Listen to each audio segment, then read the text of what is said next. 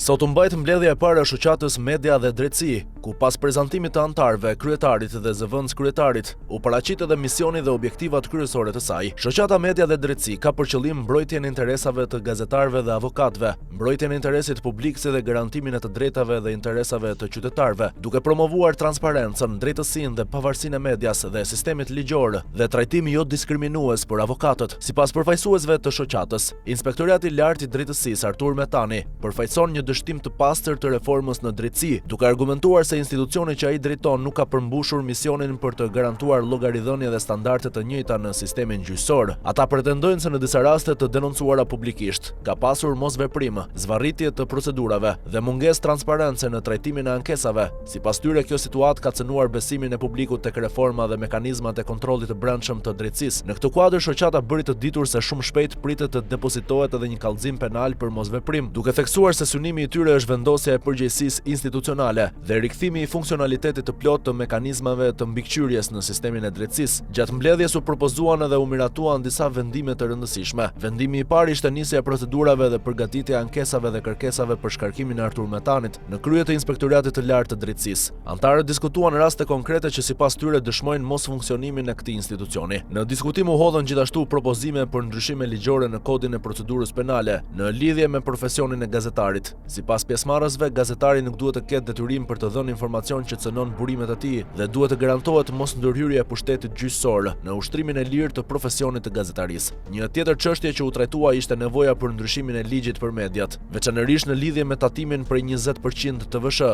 U hodhën ide për të rekomanduar heqjen ose lehtësimin e taksave për median, me argumentin se kjo do të ndihmonte në forcimin e pavarësisë dhe qëndrueshmërisë së saj. Gjithashtu u diskutuan nisja e kërkesave zyrtare, drejtuar institucioneve gjyqësore, lidhur me mënyrën e aksesit të prokurorëve në raport me avokatët, duke ngritur shqetësime për standarde të dyfishta dhe për mënyrën e vendimmarrjes në sistemin e drejtësisë. Mbledhja e cila zgjati më shumë se 2 orë, trajtoi raste të rënda që lidhen me funksionimin e sistemit gjyqësor dhe sfidat e gazetarisë. Shoqata bëri të ditur se në vijim do të ndërmerren hapa konkret dhe do të merren vendime të tjera në funksion të misionit të saj.